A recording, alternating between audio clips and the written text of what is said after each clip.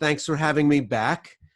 As Ann mentioned, she got in touch a couple of weeks ago and asked if I could speak to you this morning about my piece in the Post several Sundays ago now on the landscape facing older workers in America. Then reality tallied its vote, as it does, and we regrouped yesterday. And I'm going to talk for a bit about the situation we find ourselves in here in America on Pentecost Sunday. The streets of Minneapolis, New York, Denver, Louisville, Atlanta, Memphis, Phoenix, Los Angeles, and many more, of course, next door, Washington, were filled with anger, shouting, struggle, discord, police sirens, the report of rubber bullets and tear gas canisters as people exploded in anger after the killing of George Floyd, but arguably in accumulated rage. Ahmaud Arbery was chased and shotgunned to death, and only incidentally, were his attackers charged in his death. Officers serving a no-knock warrant busted down the wrong door and killed Breonna Taylor in Louisville. We don't need any reminders. There are never-ending reminders. Some Americans' lives simply matter more, and some less. If we have a Christian vocation, we reject that conclusion. Sit here with me. We can pull up a chair. And yet we continue to live in a society where it is made clear every day. Yet many Americans bridled at the phrase Black Lives Matter and came back with all lives matter or blue lives matter. Of course, all lives matter. Let's stipulate that all lives matter. It's important to emphasize that reminding America that Black Lives Matter does not mean, has never meant, that other lives don't. But in the context of an actual political American argument about race, it would have been handy to be able to extend just a little bit more empathy, a little bit less defensiveness, when engaged in a debate with Americans who are convinced, and with good reason, that for much of the country's history, their lives have only mattered as property, as tools of production, as a subject people, subordinate by custom, and to a shocking degree, subordinate by law. To justify the killing of a Black man has been a piece of cake for too much of our history, whether it's following a presumed offense as ridiculous and banal as wolf whistling at a white woman in a small town, or as substantial as being a suspect in a serious crime. We've behaved as if Black lives don't matter. Not much, anyway. And yet, right after each of these outrageous killings, people start to make excuses for the police. The dead man, we find out, was no angel, or had a rap sheet, or had asthma, or had wandered onto a construction site, or didn't immediately comply with shouted instructions. The first story circulated about George Floyd was that he had physically resisted police until that was undermined by store surveillance video.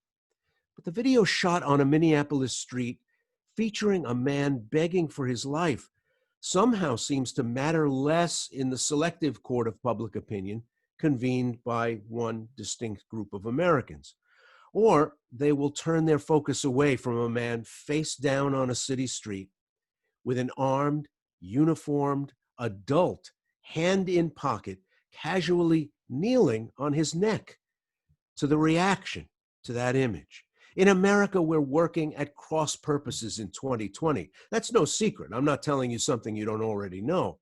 As the country wrestled with a worldwide pandemic, the splits and tears in the unified garment of nationhood got more apparent with each passing day.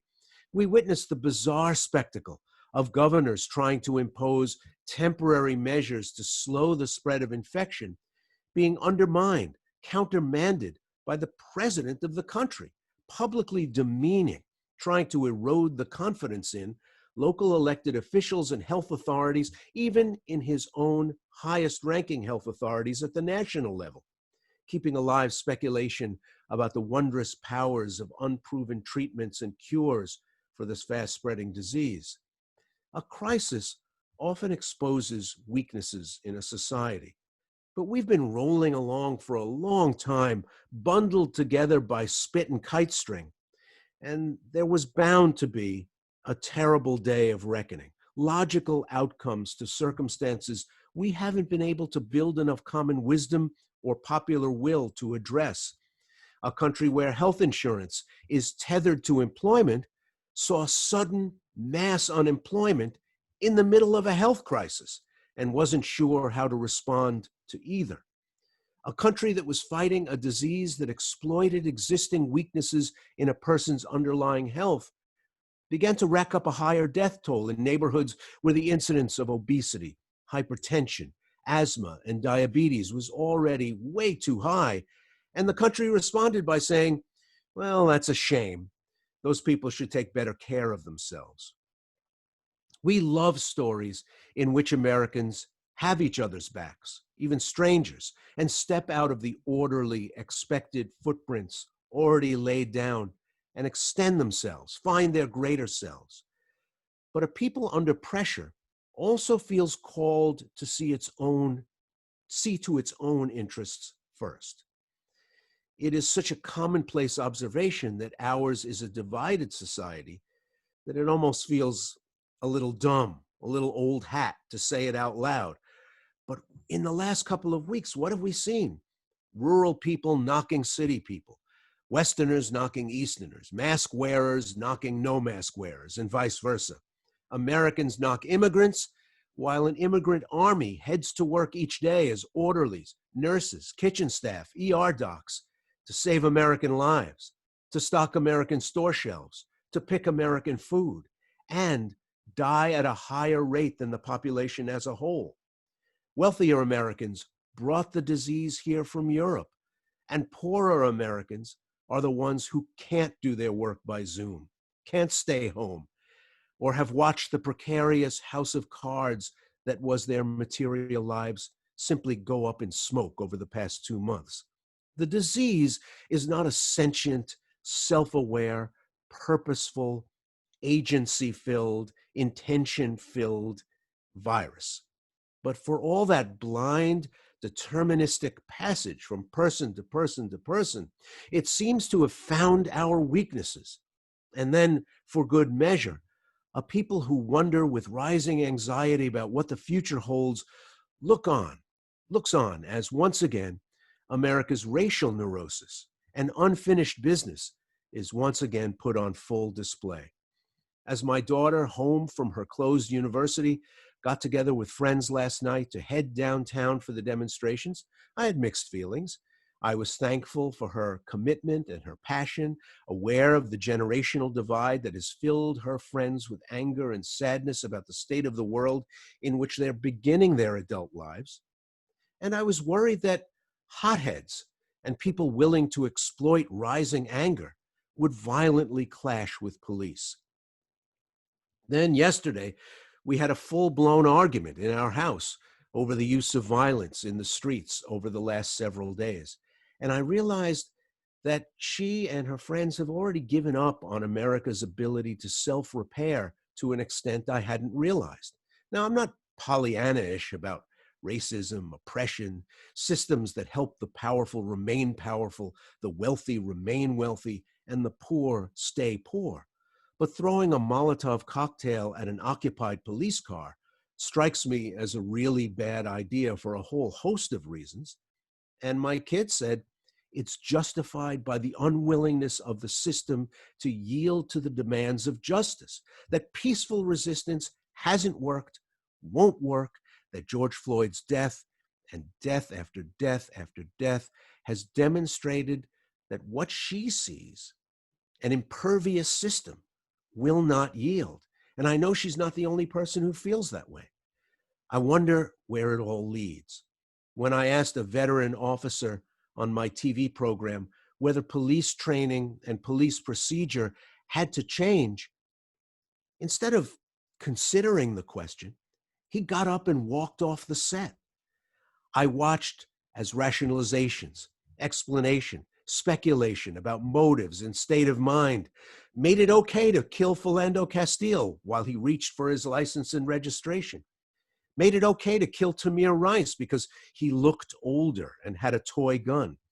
Made it okay to follow Ray Marley Graham from his street through the door of his apartment and shoot him to death in his own bathroom, made it okay to jump in a truck and chase Ahmaud Arbery through the streets of a South Georgia town and create an encounter that ends with a point-blank shotgun blast to the chest. We're good people. We're nice people. We shake our heads when we see this. We're sad about it. We conclude it's a tragedy. We may even say it's a shame, while not feeling the kind of shame that demands change from deeply embedded assumptions. Amy Cooper knows all about deeply embedded assumptions. She knew while flouting a small law that dogs be leashed in a specific portion of Central Park that there was no request, no command from a black man that she, as a white woman, was bound to obey. She knew that once she called 911, an emergency police line, she could spark action, a law enforcement response, by portraying herself as a white woman in danger from a black man. She imperiously ordered the man to leave her alone. Then she pivoted and threatened to sic the cops on him, affecting a panicky voice for the benefit of the emergency operator. Amy Cooper knew that the weight of centuries of history could be brought to bear in that one moment in Central Park, and was willing to put Christian Cooper in possible danger because he had annoyed her, because he had intruded on her moment of making the rules for herself. And she knew, or assumed she knew, some bigger truth about the rules and how they work. She, University of Chicago, MBA, big job, big firm, big salary, could render putting her dog on a leash optional. And if she was going to put the dog on a leash, it wouldn't be because a black man told her to do it. The equalizer, it turns out, just as it was in Minneapolis, was a telephone equipped with a video recorder. Without the breathtaking fact that tens of millions of Americans now have a video camera with them at all times, Officer Derek Chauvin's story about George Floyd would have been the story that mattered. And Amy Cooper would still have a job. The country is rapidly changing in its ethnic and racial makeup. The change in immigration laws in 1965, followed by decades of the axis of immigration turning away from Europe and toward the rest of the world, means the country will look different, sound different, taste different than it did when the laws changed during the Johnson administration. From the vantage point of this week, from the vantage point of Charlottesville, from the Ramble in Central Park, from the Pittsburgh Synagogue, from the El Paso Walmart, it doesn't look like it's going to be a happy march to that day in 2044. It doesn't have to be this hard, but here we are. I think many Americans thought, and with some justification, that it was all going to be easier on that November night in 2008 in Grant Park in Chicago, when Barack Obama climbed onto the stage, a mixed-race American with his Chicago-born wife and children, joined moments later by his half-sister, Maya, half Indonesian, half white American, and her husband, a Chinese-Canadian and a naturalized American. We did it. We got the monkey off our backs, cut away from the stage to a shot of Jesse Jackson looking on with tears streaming down his face. On that particular night, I was watching that spectacle in Chicago on a big screen TV in a hotel ballroom in Phoenix as John McCain gave a gracious and decent concession speech, noting that history had been made that night, that America would soon have a black president. As it turned out, Barack Obama could go to Harvard Law, and Harvard alum Christian Cooper could go to Central Park with his binoculars to do some birding, and Henry Louis Gates could be standing in the front parlor of his house in Cambridge, and Tamir Rice could be playing by himself in a Cleveland park, and Philando Castile could tell the officer who pulled him over that there was a weapon in the car, and Eric Garner could tell Officer Pantaleo that he couldn't breathe, and Ahmaud Arbery could be out for a run, and Amadou Diallo could be opening the front door of his apartment building. The circumstances, the age, the schooling, minding your own business or not, it just doesn't matter. The rigid, pitiless logic, or something deep in the American psyche, reduces them all to simply being black men, and thus open to abuse, open to threat, and as we now know, open to being killed. Brown versus the Board of Education of Topeka, fair housing laws, voting laws, employment laws that followed to pull down the entire rotten edifice of Jim Crow didn't magically mean that 50 and 60 years later, we would know each other any better, that we would belong to each other as countrymen, that the suffering of one would be felt in the whole community. We are, to a shocking degree, still estranged, still strangers to each other. In the Acts of the Apostles, the story begins with an important statement. Now, when the day of Pentecost has fully come, they were all with one accord in one place. With one accord in one place. They were unified about what brought them there. But it was hard to talk. They were a diverse bunch. And when the Holy Spirit filled the room, the millennia since Babel, all those years, were undone in an instant. Humankind, long of confused and divided speech, now for this magic moment shared a language. And when this sound occurred, the multitude came together and were confused because everyone heard them speak in his own language. They marveled to one another. How is it that we hear each in our own language in which we were born? We are in 2020 a people unable to speak to each other in a language that's mutually understood. A sizable number of Americans of European ancestry believe that white people suffer most from racial bias in America. Think about that for a minute.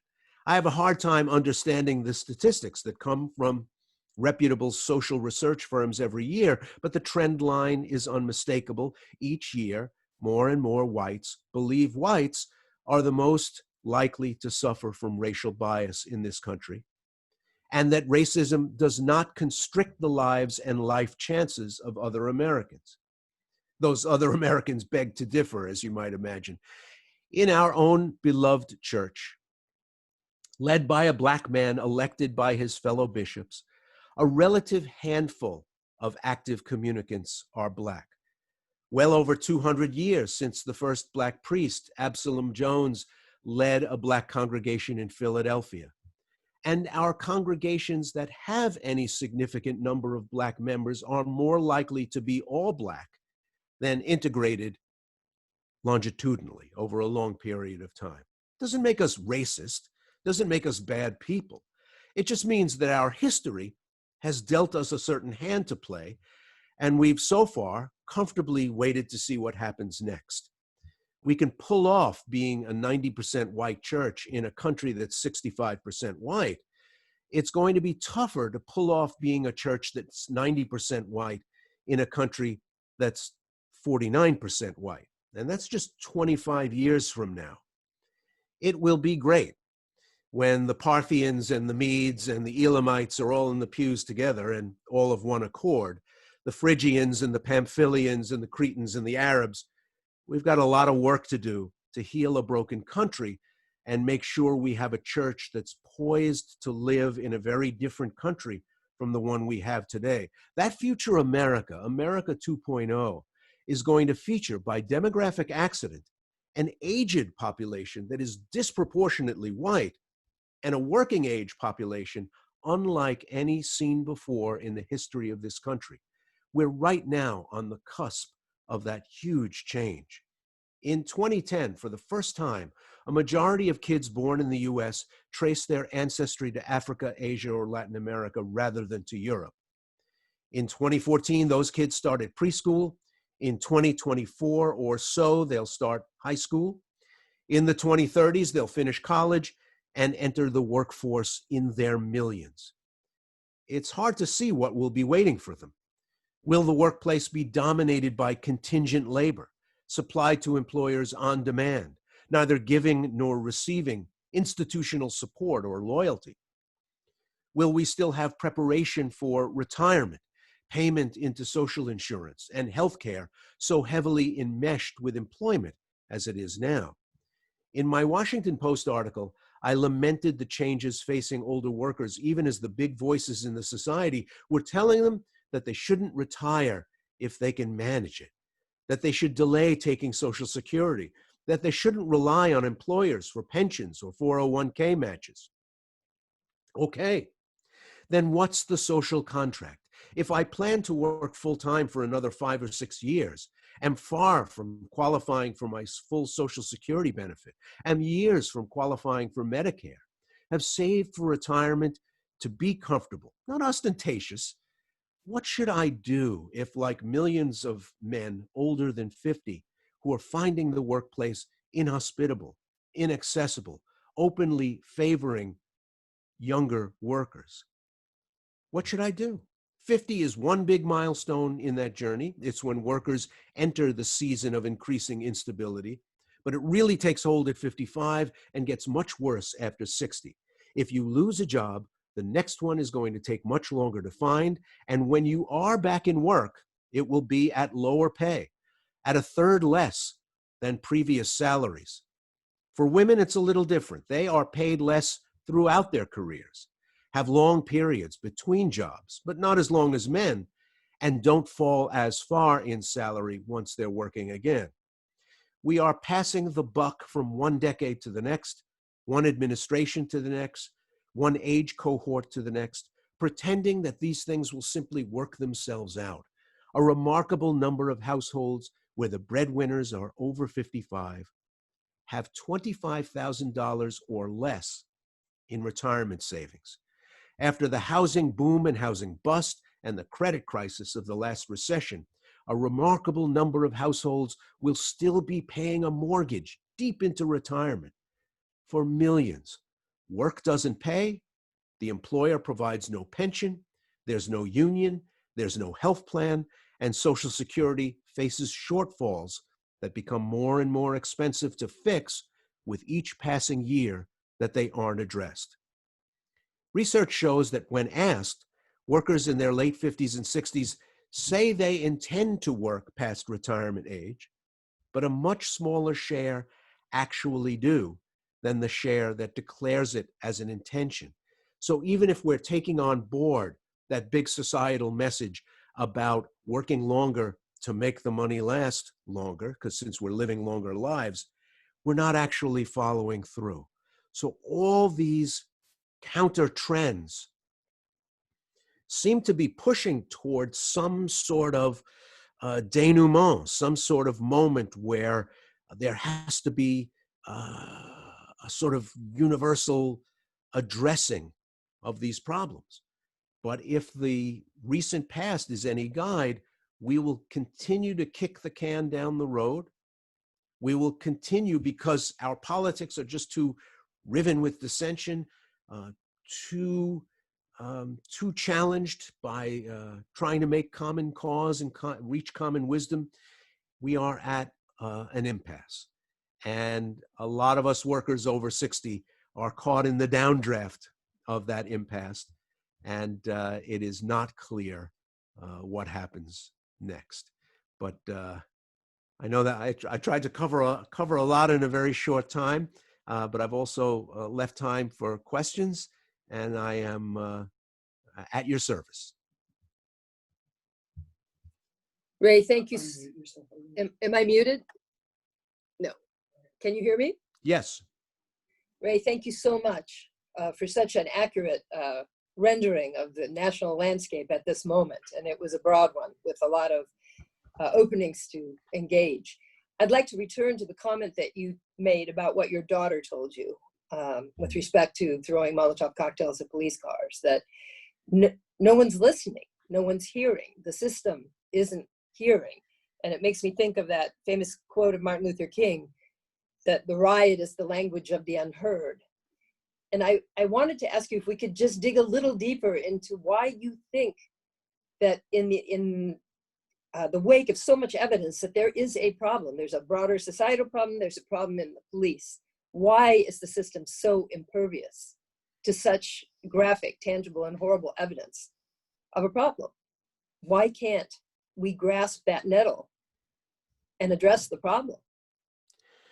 Well, I mean, in a country where white people are saying they are the most discriminated against, it's hard to know where to begin the conversation. Yeah. It's hard to know where what the starting point is for an untying, a cutting of those tightly tied knots of assumptions and past practices and embedded social norms. I wrote a book in the late 90s about what happened to American cities after the Second World War. And a lot of people who were part of big white flight flows into suburbs said, well, you know, it just got really bad in the cities, and that's because they were badly run, and so we had to leave. And what they did was it was as logicians would call it, post hoc ergo propter hoc. They take the result and they say that the result is the cause. And that's why we did this thing, because of what happened after we did it. And that's not exactly accurate. Corporate America bailed out in a really massive way from American cities in the years following the Second World War, seeking union-free workforces, seeking lower wage scales, seeking green fields where they could build new production facilities that met with new production techniques pioneered by war production. And so they left South Chicago, and they left Brooklyn, and they left the small towns surrounding Boston, and they left Baltimore, and they headed south, and they headed west. And the kind of employment that was the bedrock of working class communities in all these places simply disappeared, and there came to be a higher reliance on the federal government to be a sort of leveler, to come in and make these places still sustainable as places to live. Now we misremember the effect of the Great Society. We think that it was just this massive, silly, fruitless expenditure, when actually it kept some of these places in business, kept some of them viable till a post-industrial economy could take root in places like New York and Chicago. We have very little sympathy for each other. We have very little sympathy for people who have either made choices that have had bad results, or have been caught in big historic shifts in production and residency and education, and blame them like somebody who was in a lifeboat that was sucked under when the Titanic finally went down. It's not their fault, but there they were. They are collateral damage. They are passers-by in a massive societal drive-by shooting. I think that lack of sympathy and that lack of understanding is driven by legitimate fear. There is nobody who is more afraid of the disorderly poor than someone who is just slightly ahead of them on the ladder. If you're 10 rungs above them, it's sad. You look down the ladder and you see them and you think, yeah, that's sad what's happening. But if you're on the next rung, they scare the hell out of you. And I think that encourages a lack of sympathy, a lack of empathy, a lack of willingness to see to their sufferings, without also saying, well, what about me?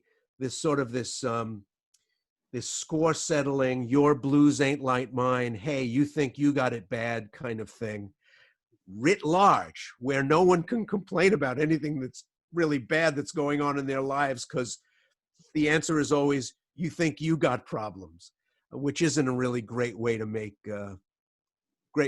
policy, but that's where we're at. I think there is an inability to hear each other. an inability to sympathize with each other. People love the story of the Good Samaritan. And when I taught at Amherst College a course on the secularization of 21st century America, one of the few Bible stories that my mostly secular students knew was that of the Good Samaritan, but they only knew it on its most superficial level of helping somebody who needs help, rather than the fact that the Samaritan was ritually unclean, an outcast, someone from a group that was locked out of access to respectable society and still was willing to extend himself and not only help the guy on the side of the road, but left money with the innkeeper and said he would make up the shortage on his way back. That story is so much richer than we give it credit for, and so poignant now at a time where we find it so hard to hear each other, where we are really strangers to each other in a fundamental and dangerous way. So you're saying that that kind of engagement is crucial to the empathy that's needed in order to grapple with what's happening now. Just in a very immediate sense, are you as alarmed as I am about the militarization of this current unrest? It seems like we should be reaching out in terms of community engagement. This is the time for that kind of response. But what I see on the news, and maybe it's just because that's what the news is profiling, is the violence and the calling in of the National Guard and the Army and rhetoric suggesting that that's the right response to this problem, when patently it's not. Well, the president he understands the politics of the moment almost instinctually, and understands that among the portions of the population that he wants to get out to vote in November, being a tough guy really sells very well. But there are things going on at a deeper level that I would suggest don't get covered as much. One is that the way we give civil service exams and academy qualification exams spot military veterans quite a number of points to allow them to climb the tally when the exam results are posted, and we create academy entering classes from applicants for the job. So we are taking a generation of young Americans who are veterans of endless repeated deployments in Afghanistan and Iraq and making them the police of tomorrow. So at a time of growing diversity in America's urban centers, we are stocking police forces with guys who have spent a long time in uniform, fearing the people that they see on the street, not there seeing themselves as necessarily there to help them out. Another aspect of this is that there was a tremendous upsurge in the production of military material from the late 90s into the era of the War on Terror and the invasions of Afghanistan and Iraq. And that surplus production was supplied to police forces around the country at rock bottom bargain basement prices or for free to get it off the federal government's books. So police departments increasingly at the county level, at the city level, even in the smallest tiny towns, have armored personnel carriers, have anti-personnel weapons that were simply not commonly used in urban policing very frequently. The militarization of tactics comes from the militarization of the tools that we have to address disorder and the fear of disorder.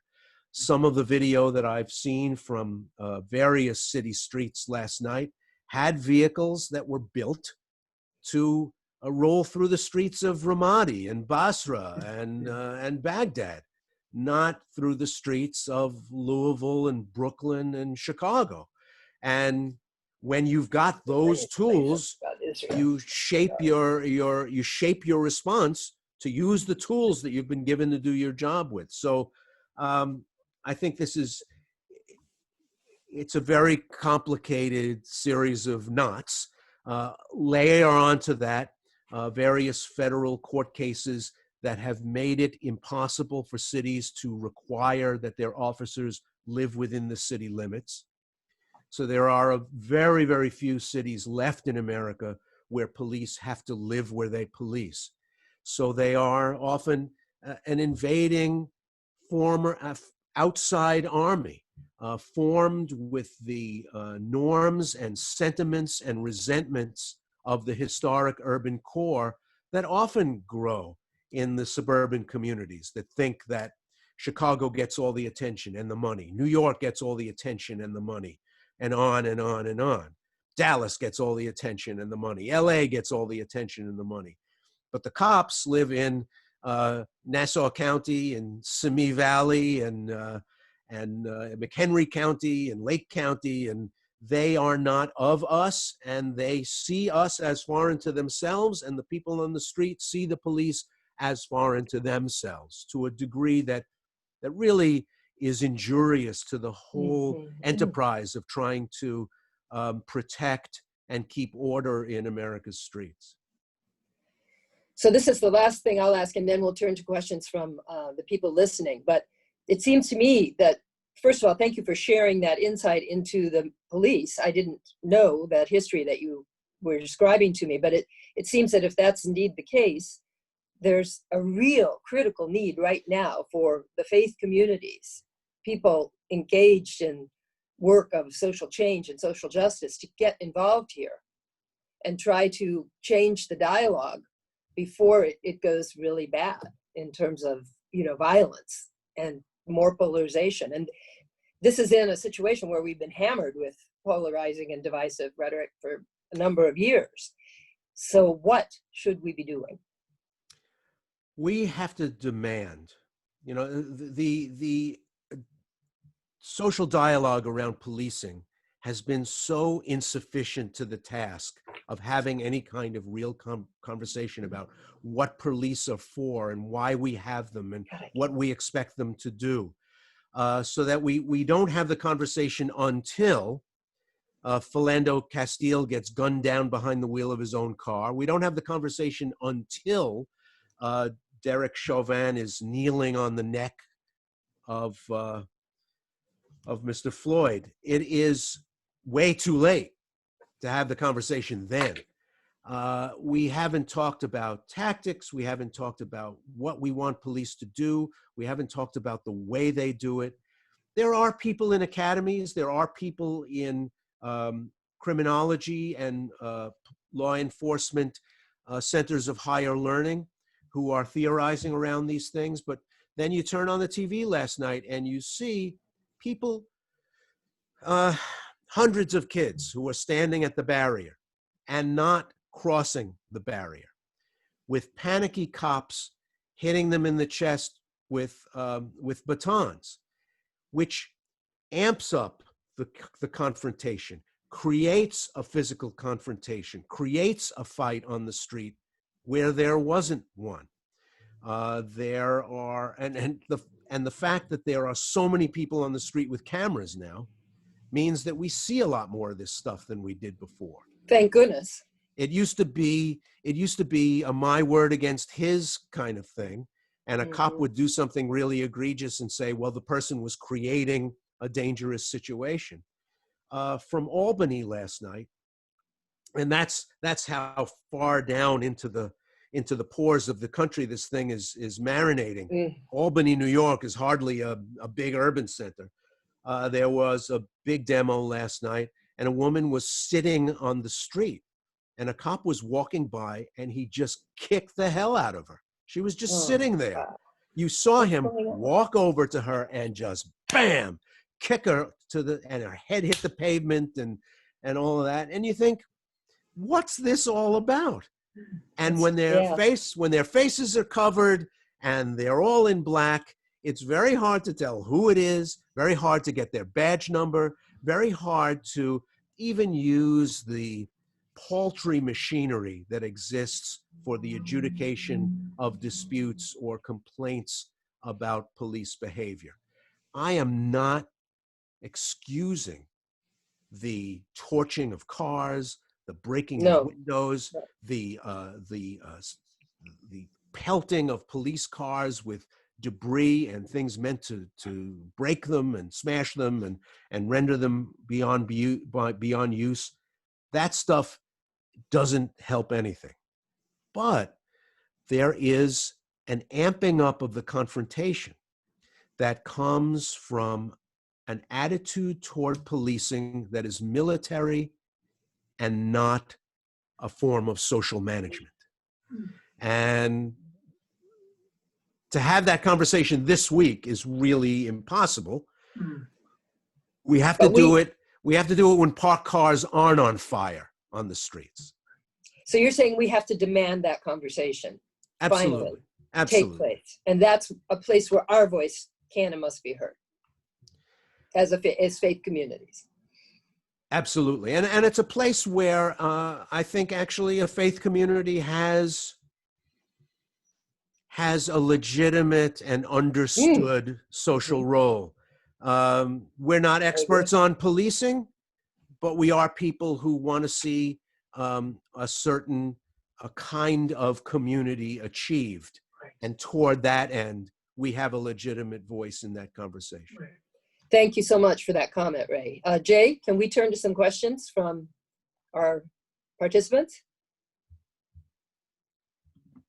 Sorry there. Yes, folks, if you have questions, if you want to raise your hand over in the participants window, that would be great.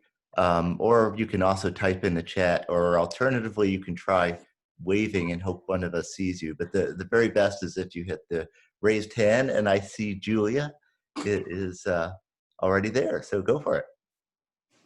Thank you. I was wondering, when I talk to friends who are live down south that I used to know, I feel like they are almost a part of a different religion, as their preachers are telling them very different things from the preachers up here.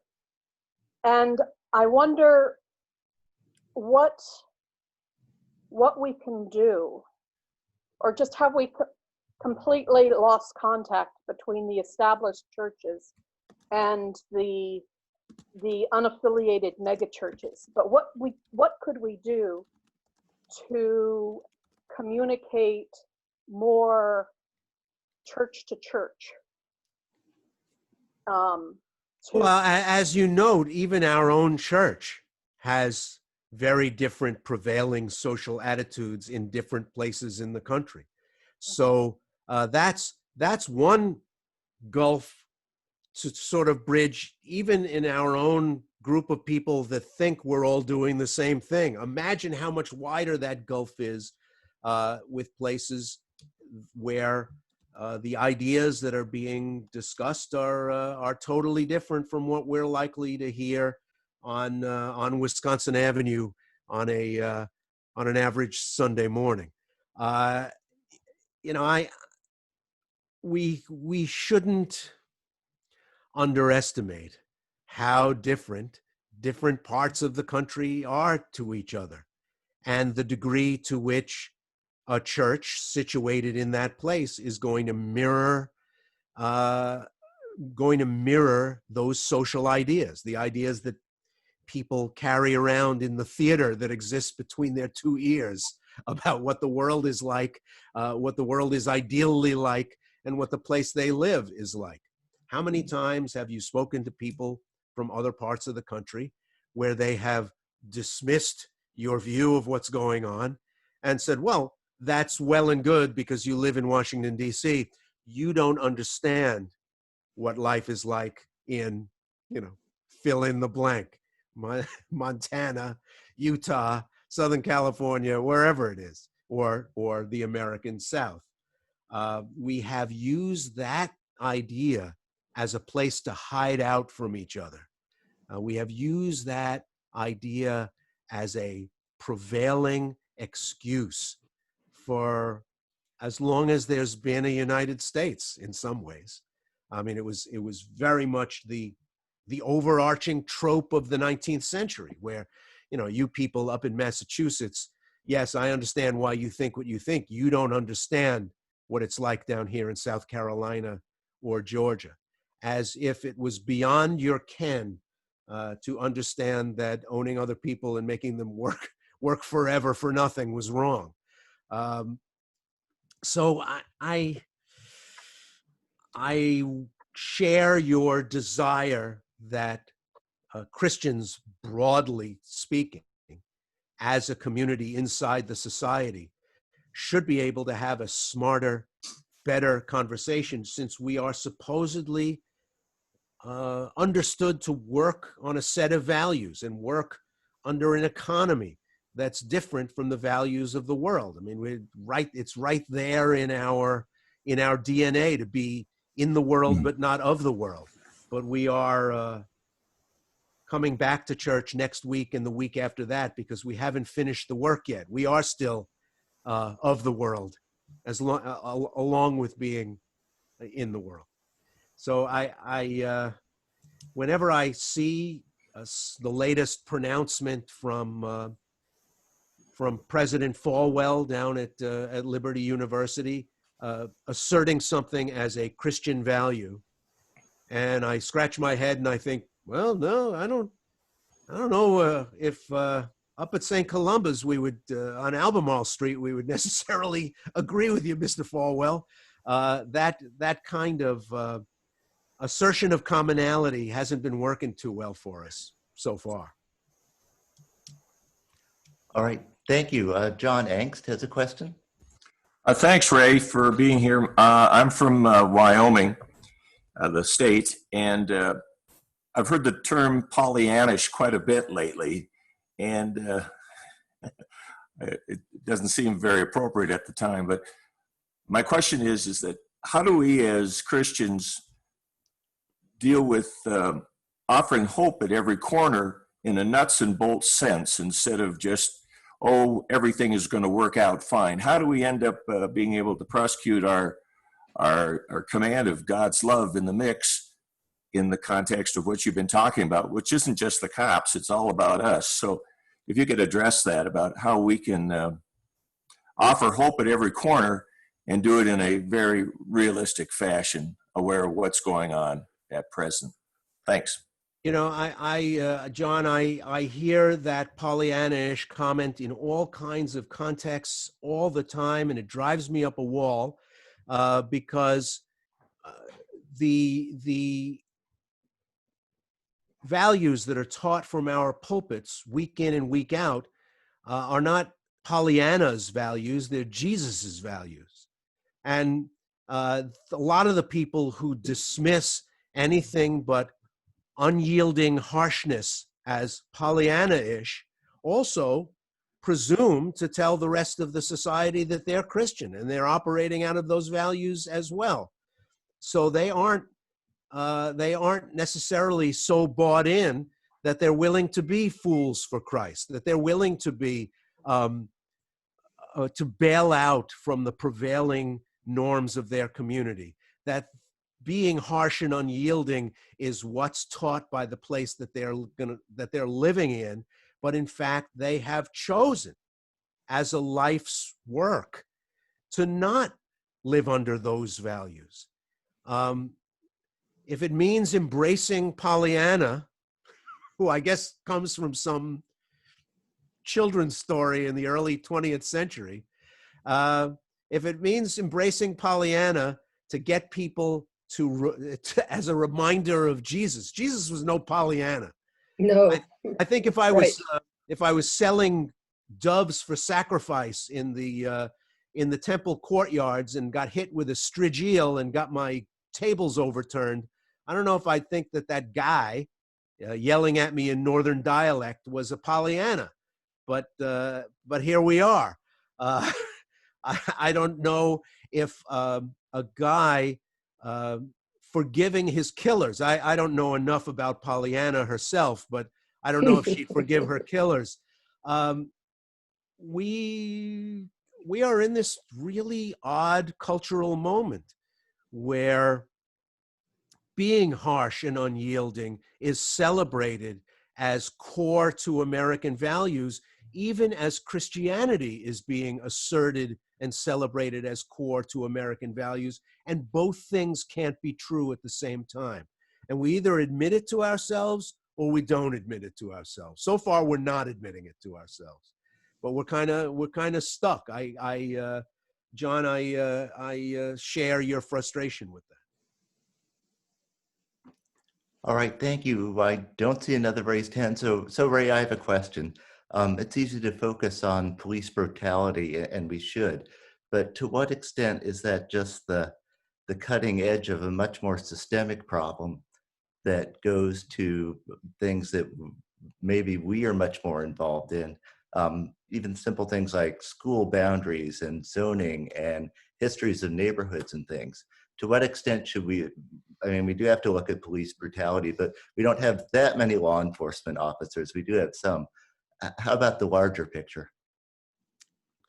Well, like everything else that we do as corporate communities, policing reflects what we're willing to pay for, what we think our values are. They are writ large, just as textbook acquisition and the availability of computers and the condition of parks and athletic fields and streets. All of these things are sort of distilled, solidified expressions of what we think is important. People who complain about taxes, for instance, and say, well, I moved out of the city to avoid taxes. I live right near Western Avenue, and I know that if I picked up my house and I moved it to the other side of Western Avenue, my taxes would triple, because the people in Maryland have chosen to collect some pretty fearsome property taxes to fund their local schools. That's their choice. That's an expression of their corporate will, and that's an expression of their corporate values. We are constantly putting into bricks and mortar, putting into expression, putting into motion our collective values as entities. And when we find that a place is too injurious to our values, we move. There's a wonderful book, if you're locked down and looking for something to read, by the journalist Jim Bishop, called The Big Sort. And he writes this really compelling analysis of post-war America, how Americans have, household by household, resorted themselves into neighborhoods and towns and cities and counties that have shared political expression, shared political ideas to a degree that was unfamiliar to the United States before the era of suburbanization in the 50s and 60s. And when we're doing that big sort, we're looking for people like ourselves. It's one of the reasons why the House of Representatives have, if you look at the peaks of the two parties and where the bell curve plots out for the two parties in Congress, the peak of the curve has spent the entire last 50 years moving further and further apart as people who get elected from Democratic districts are further left of center in a rough guide to the Democratic Party and its ideas, and people who are elected in Republican districts are more reliably Republican when asked to vote on legislation than they were. The overlap, the slope of the two parties, which used to be significant as recently as the early 1970s, now is almost non-existent. There are very few members of Congress who will vote for legislation that originates from a proposal from the other side than earlier in our history. That's where we are, and our neighborhoods and the choices we make as corporate selves reflect a lot of those values. I mean, you know, it doesn't take Margaret Mead to roll up Wisconsin Avenue from Georgetown past the cathedral through Friendship Heights and up toward your church to see how different communities make different choices and the real effects that those choices have. Thanks. We have a hand raised by Kirk and then back to Ann, who has a question. Yeah, thank you. Ray, thanks for joining us this morning. And I hope my question isn't more of the same about kind of the divide that we're in as a country, where we don't understand each other and left and right, black and white, and so on. But my brother lives in Minneapolis, and he's a university professor up there, and he, was telling us, my family, yesterday about how there are protests against the killing of George Floyd, and then there's been violence ensuing from that, and some of that violence, he says, and I've seen some news reporting to kind of support this idea, is that people from out of state, provocateurs from kind of right-wing groups that have come into town have instigated some of this violence. And so my question is kind of from the standpoint of you as a journalist and broadcaster, are you seeing attempts by the media to try and get to the bottom of where the violence is coming from? That actually takes a little time. And while storefronts are still smoldering and sheet glass is still being swept up from sidewalks, it's very difficult to get to that second level of reporting. And certainly it's impossible while you're walking through darkened streets with a crew and there are police gumball machines swiveling on the tops of cars and people are screaming and running in different directions. That stuff will start to come out in a more reliable way in the next several days as arrest statistics, as charges, as hometowns of people being booked become more verifiable and better understood. There are people who see these events as crystallizing, catalyzing events, and they travel to be part of them, left and right, because the lawlessness that prevails in a neighborhood on a series of streets provides an opportunity to set some stuff off. And they have an interest in doing that.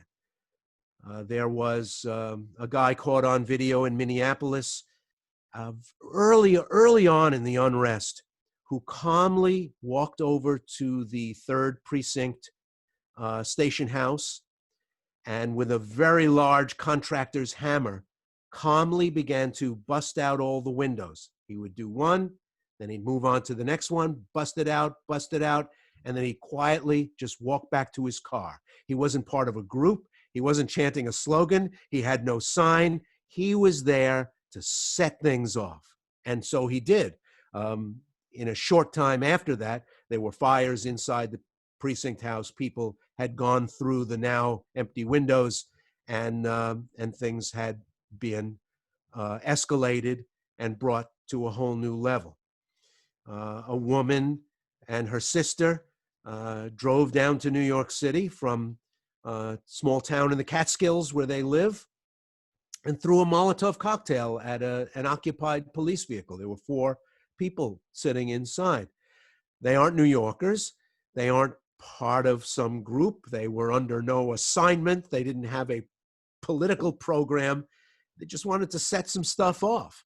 And it's an expression of where they think things are at, that it was time to do something as shocking and audacious and aggressive as do something that could lead to the serious injury or even death of people sitting inside a car. So we're in a really bad place. And when we're in that kind of place, it creates an opportunity for people who are willing to inject themselves into situations like that to really escalate the level of violence, escalate the level of confrontation, escalate the sort of crystallizing moments.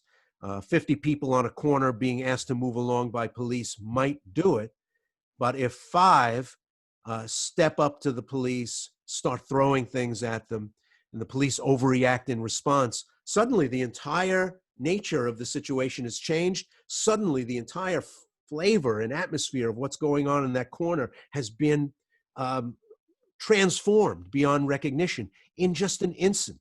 I've covered riots. It is the scariest. It's scary. It's really scary.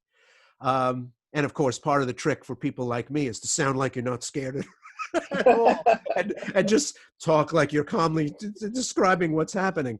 I've been to the aftermath of riots, and it's heartbreaking because people who have done something like open a business in a very difficult neighborhood to run a business, open a business in a place where it's difficult to get insurance, open a business in a place where large-scale commercial life is largely abandoned the street, and the reward for their efforts is to see their place trashed. It is a story with no winners and no victors and a lot of losers. And right now, at this moment, there are people whose intention to vote to re-elect the president is being crystallized as they watch television because they're convinced that a firm hand is needed to respond to disorder. And, certainly there are millions of Americans who are at the same moment being fortified in their intention to do whatever it takes, mail or wearing a shower curtain over their head or gloves and masks to head into a polling place to vote so that we have a different president in January. But this is not going to be a very edifying 5 months. It's going to be a terrible 5 months, I'm convinced. Well, Ray, in the interest of time, I won't ask another question, but I'll just go back to the comment that you made earlier about that the critical need and the appropriateness of faith communities taking a voice in this and doing it quickly and doing it strongly. It's something we have to think about, how we can help when we're in such a very, very bad place. And the really difficult part of that is picking the moment and picking the manner. Because if we did it now, we'd be lost in the din. If the presiding bishop made some big pronouncement today, nothing. Because we're still in the throes of it. But if you wait too long after the smoke clears, the great big clanking machinery of society moves on to other matters. So it is a real challenge to figure out when and how to make sure you're part of the conversation. And I'm sure they're discussing that on 2nd Avenue right now. Well, thank you so much, as always, for such a trenchant analysis, if a bit more than a bit sobering. We hope that we might get you to come back from time to time and offer us similar perspectives. Thanks so much. Someday I may even have something happy to talk about.